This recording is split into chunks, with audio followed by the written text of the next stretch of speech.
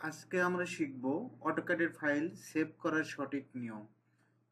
তো ফার্স্ট আমরা কি করব, অটোক্যাড সফটওয়্যারটা ডাবল ক্লিক করে ওপেন করব। আপনি 7 ভার্সনটা ইউজ করতে পারেন, 21 ভার্সনটা ইউজ করতে পারেন, যেটা ইউজ করেন কোনো সমস্যা নেই, সিস্টেমটা একই। তো আমরা অটোক্যাড 21 সফটওয়্যারটা ডাবল ক্লিক করে ওপেন করব।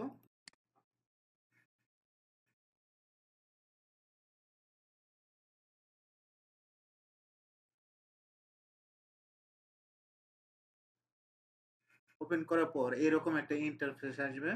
এখন স্টার্ট ড্রয়িং এ আমরা ক্লিক করব। ক্লিক করার পর আমরা পেজ সেটআপ অন্য একটা ভিডিও শিখবো যে কিভাবে পেজ সেটআপ করতে হয়। আজকে আমরা শুধু শিখবো কিভাবে সেভ দিতে হয়। তো সেভটা আমরা কয়েকভাবে দিতে পারি, আমি সবগুলো অপশনই দেখাবো। কিবোর্ড থেকে যদি আপনি কন্ট্রোল এস দেন, কন্ট্রোল এস তে সেভ হবে।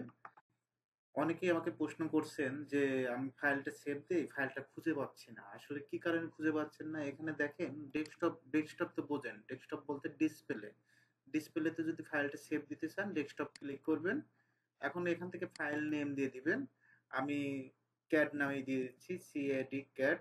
এখন অনেকের যে বিষয়টা যে ডকুমেন্টে সেভ হয়, ডকুমেন্টে সেভ হয়, যে সেভ করছে সে কিন্তু জানেই না যে ডকুমেন্টে সেভ হয়েছে। তো এটা উল্লেখ দেখবেন যে আসলে কোথায় সেভ হয়েছে। আপনি যেখানে সেভ করবেন সেখানেই সেভ হবে।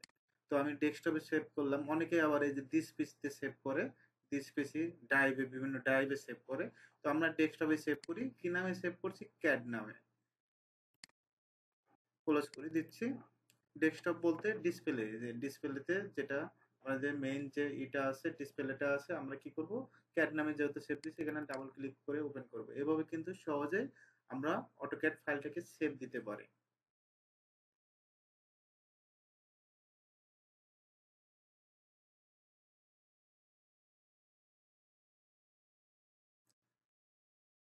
ওকে। এখন অনেক সময় দেখবেন যে আপনার কোনো ফাইলকে ডুপ্লিকেট ফাইল করার প্রয়োজন পড়ে, একটা অটোক্যাড ফাইলকে একাধিক ডুপ্লিকেট ফাইল করার প্রয়োজন পড়ে। সেটা কিভাবে করব, ফাইলে যাবেন, ফাইল থেকে সেভ অ্যাসে ক্লিক করবেন। সেভ অ্যাসের এটা শর্টকাট কি, কন্ট্রোল শিফট এস।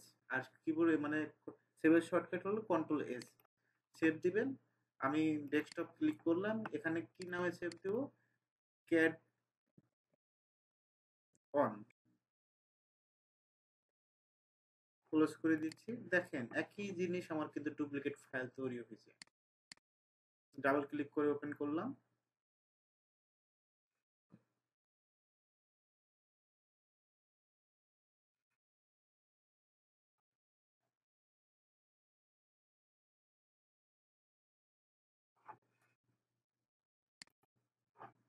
আমরা অটোক্যাড সফটওয়্যারটা ডাবল ক্লিক করে ওপেন করি।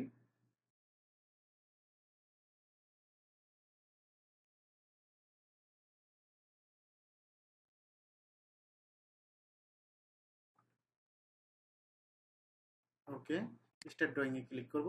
এখন আমরা কিবোর্ড থেকে কন্ট্রোল এস দিয়ে আমরা সেভ করা শিখছি। আমরা আরেকটা ভাবে শিখবো, ফাইলে যাব, ফাইল থেকে সেভ। এভাবে আপনি সেভ করতে পারবেন, ফাইলটা সেভ দিতে পারেন। ওকে, আমি যদি আরেকটা ভাবে করতে চাই, এখান থেকেও আপনি সেভ দিতে পারবেন।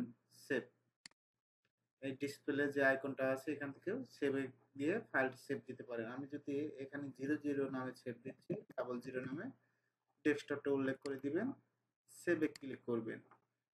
এইসব অপশনের মাধ্যমে আমরা সহজেই সেভ করতে পারবো। আপনি চাইলে কিবোর্ড থেকে কন্ট্রোল এস দিয়েও সেভ করতে পারেন, ফাইল থেকেও সেভ করতে পারবেন, এখান থেকে আইকন থেকেও সেভ করতে পারবেন। এখন যেটা আপনাদের ভালো লাগে সেই অনুযায়ী সেভ করবেন। অটোক্যাড ফাইলকে সহজেই সেভ করা যায়।